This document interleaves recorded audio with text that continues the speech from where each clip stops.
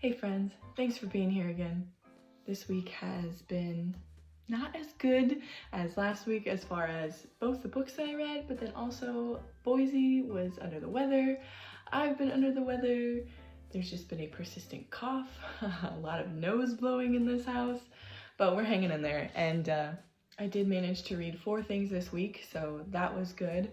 But yeah, sometimes that's how some weeks go, and nothing really you can do for it, but I have some coffee here that I'm very excited to drink as I talk to you about what I read this week.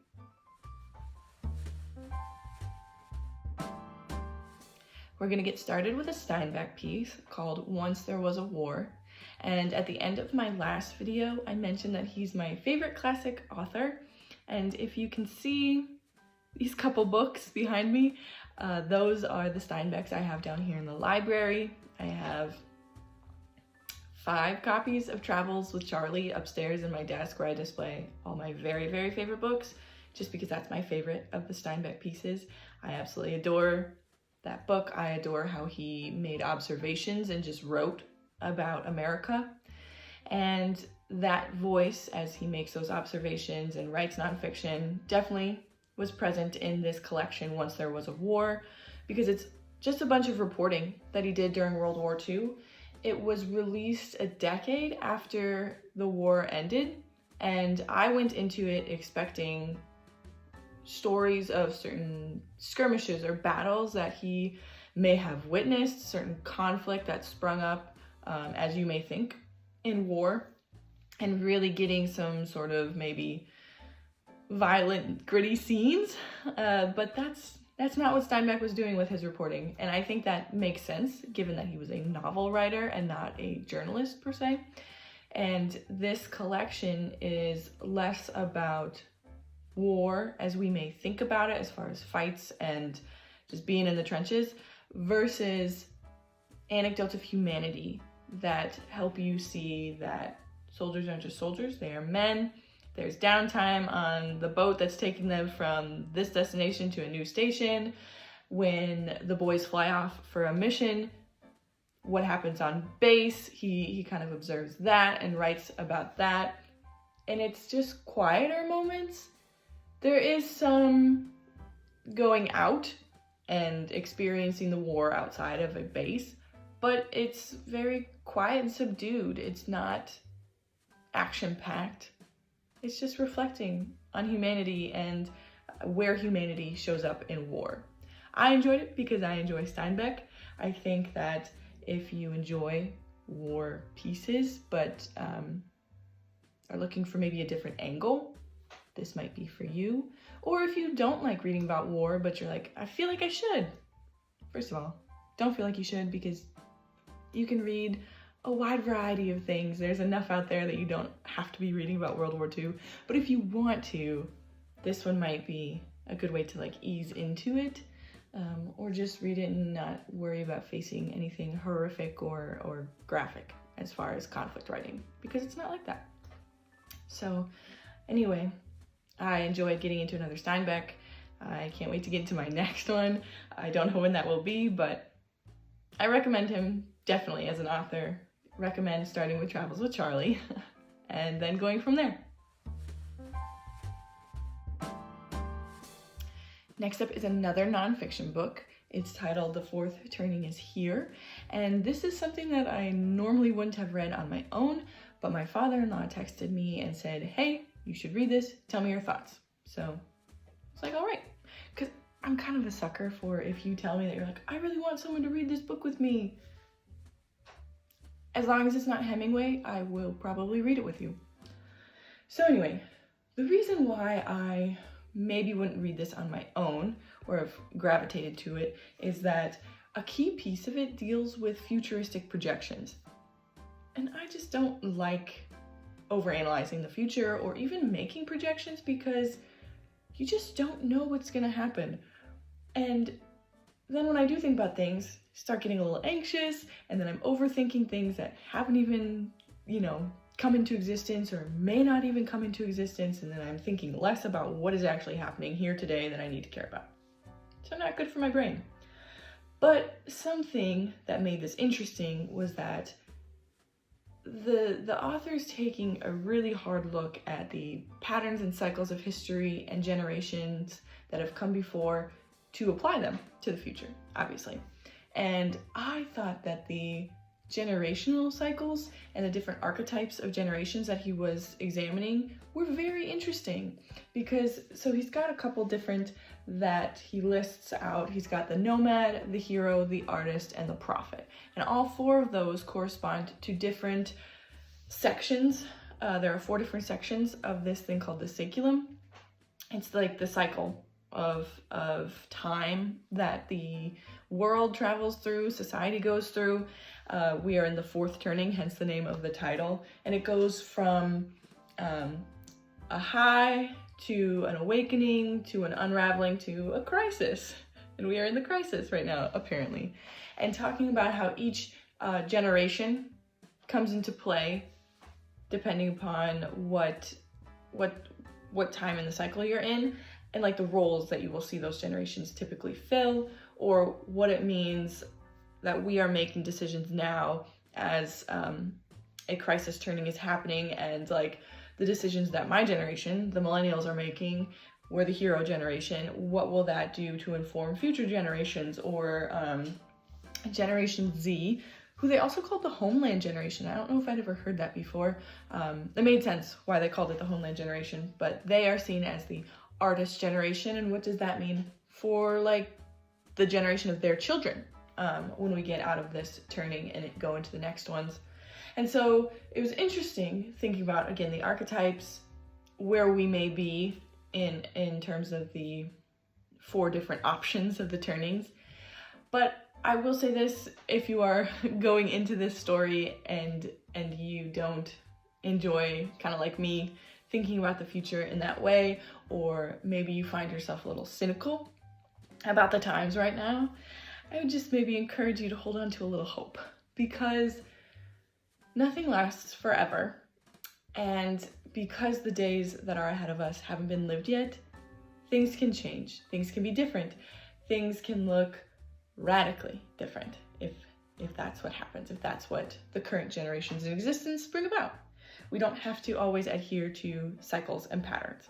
So just want to leave you with a little hope if you go into this one trying to curb the cynicism and hold on to hope. This next book I am just disturbed by on very many levels. And it's not like a good disturbance where you read something you're like, oh, chills, that was written so well. No, this book.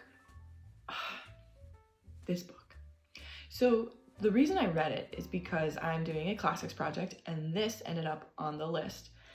And I have so many questions about why it's on the list, because I don't know who's enjoying this.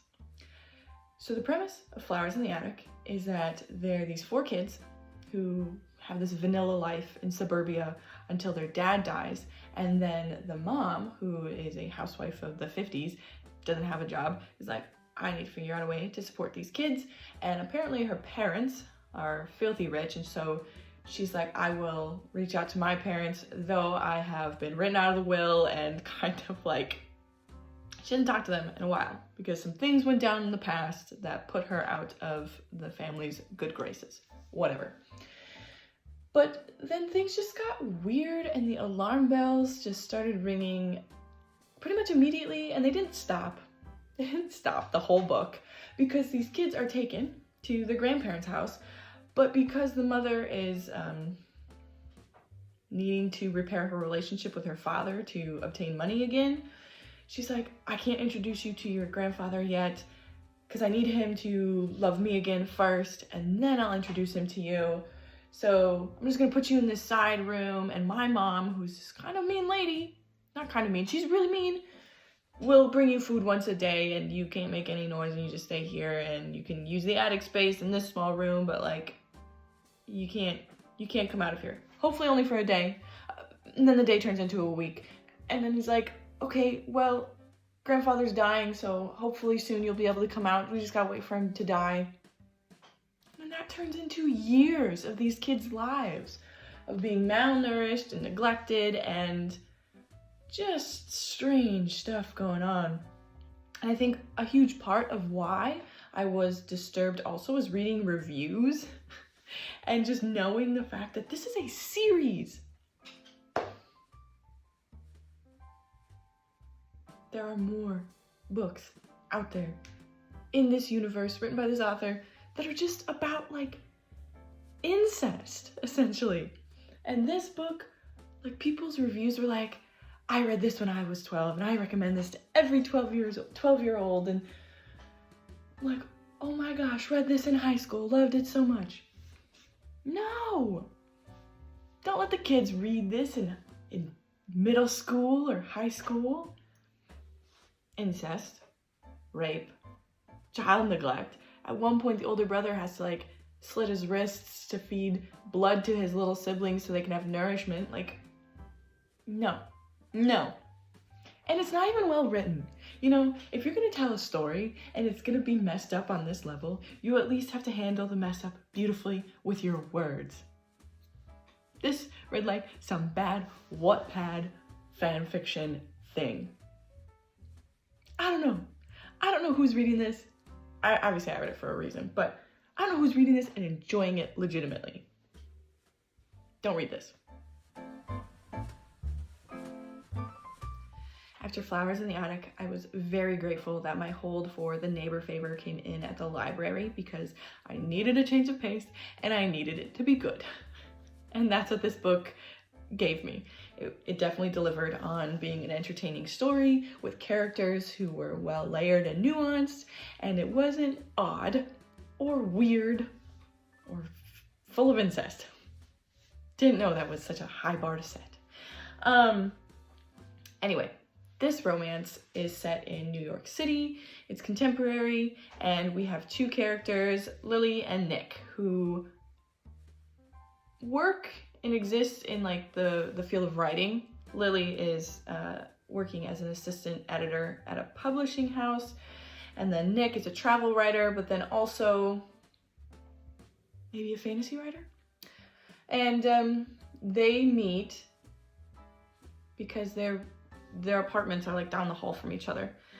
And something that I really like about this story is that sometimes with romance, it's like authors have these ideas about like, I want to write this trope and this is how I see the relationship. But then they like belatedly realize they're like, oh, I have to have a plot to go along with it.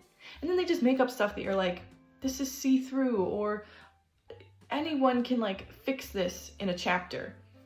The problems aren't real. But this story, I thought that the characters were grappling and just dealing with interesting and believable situations or internal things that they were dealing with. And so I like that. You gotta have the believability factor. Like, yeah, sure. You want to be all like, oh, I'm swooning as a reader, this is so heartfelt, but it's gotta be real. I could go on a soapbox and I'm kind of on one right now, I guess. But anyway, I liked the realness that existed for Lily and Nick in their individual lives that then informed what was their dating life like, or how are they approaching this prospect of a relationship together. And then something that I really enjoyed was that Lily is the youngest of three sisters, and I just love sibling dynamics that are written well, and that's what we get here.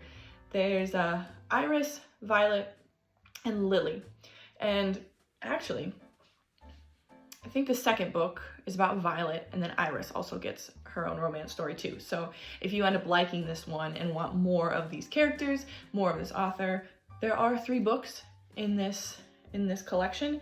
And I think I will check out the sequel because I enjoyed the writing style and the voice, and just, yeah, how these characters were written was very thoughtful. Again, not to beat a dead horse, but dealing with real things that then made the romance just feel better, or you could buy into it knowing that, like, yeah, this is real things are at stake, and these characters feel like they're more than just like paper doll tropes. So I enjoyed it. It was a good way to end my week, and I recommend that one. Well, that was my week in books, so thanks for tagging along.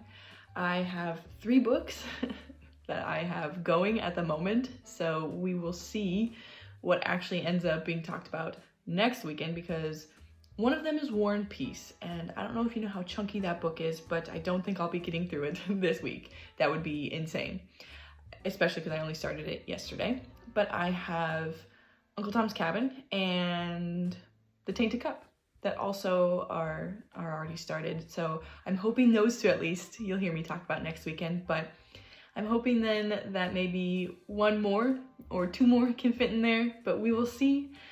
In the meantime, I hope you have some good reads coming your way, or that you finish up whatever you're into and that it's good. And then I will catch you next week.